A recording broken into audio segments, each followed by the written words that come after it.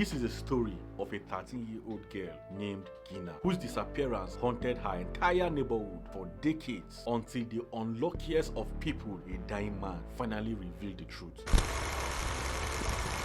It was a quiet Sunday afternoon, the kind of day when the streets are still and families are gathered together after church. Gina, just 13-year-old, was walking home. She wasn't far from her house, only a short walk through familiar streets. She had done this dozens of times before, and her family expected her to be back in a few minutes. But that afternoon, she never arrived. As she made her way down the street, a car slowed beside her. Inside were 3 people. Before Gina could react, they jumped out, grabbed her, and forced her into the back seat. In seconds, she was gone. The car sped off, and no one in the neighborhood realized what had just happened. When Gina didn't return home, her family immediately panicked. Calls went out to the neighborhood, friends and the police. Officers combed the area, searching the roadsides. Volunteers joined the effort, hoping she had just gotten lost. Flyers with her faces were printed in poles and handed out in shops, but no one saw anything. No one had a scream. No license plate numbers were written down. It was though Gina had vanished into thin air. Days turned into weeks and weeks into months with no witnesses, no evidence, and no trace of the car. Investigators quickly hit a dead end.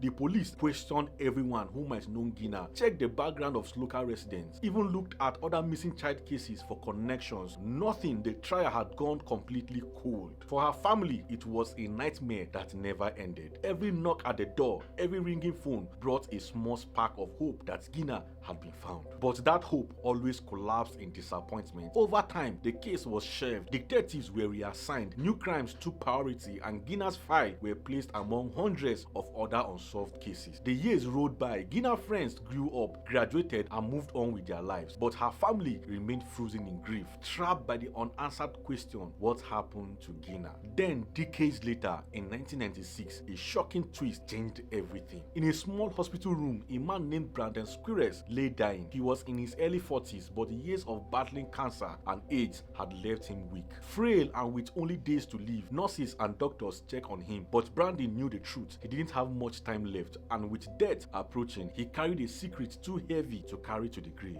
Brandon asked to speak with the police. When detectives arrived, expecting perhaps some minor crime or family matters, they were stunned by what he told them. Brandon confessed that years earlier, he had been part of a kidnapping ring. Not just one adoption, but 3, and one of those girls was Gina. The room fell silent as Brandon explained his role. He hadn't been the one to grab Gina, he had been the driver. On that Sunday afternoon, he was the one behind the wheel when the car pulled up beside her. He admitted how he sat there, engine running, and his 2 accomplices forced Gina into the car. He drove away knowing fully well that her life was about to end. Detectives pressed him for details, and Brandon gave them everything. He named other 2 kidnappers, he described their roles and where they had lived. He explained the way the abductions were carried out, confirming details that only someone directly involved could have known. With his confession, the decades-old mystery of Gina's disappearance was finally unraveling. But the answers came with heartbreak. Brandon admitted that Gina, along with the other 2 missing girls, had not survived. They had been killed shortly after being taken. For years, families had clung to the hope that maybe their daughters were still alive somewhere. Kidnapped, maybe, but hidden away. Brandon crushed those hopes in a single moment of truth.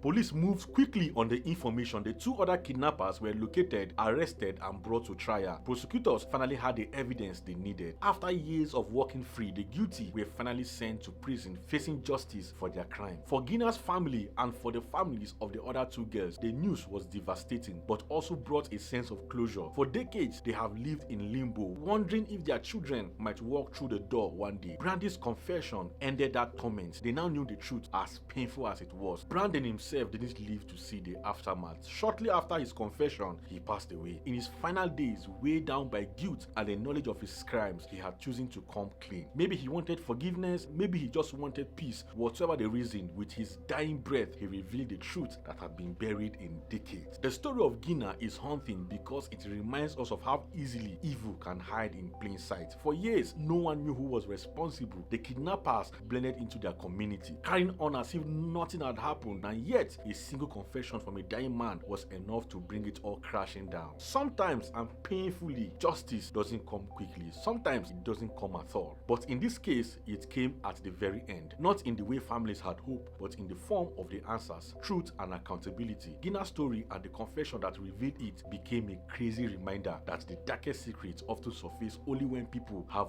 nothing to lose. And that's how a little girl's disappearance, unsolved for decades, was finally answered. Not by the detective, not by witnesses, but by the final words of a man on his deathbed. Crazy things are happening, guys. So if you watch this story, then you will love to watch this story about Richard Deathbed, a man that intentionally killed his wife but staged a scene to make it look like an intruder did it, but eventually he was caught in the most unprecedented way. Don't forget to like, comment, and also share this video. And on this channel, we post twice a week, Monday and Friday. See you in the next video. I remain Joshua Vejo.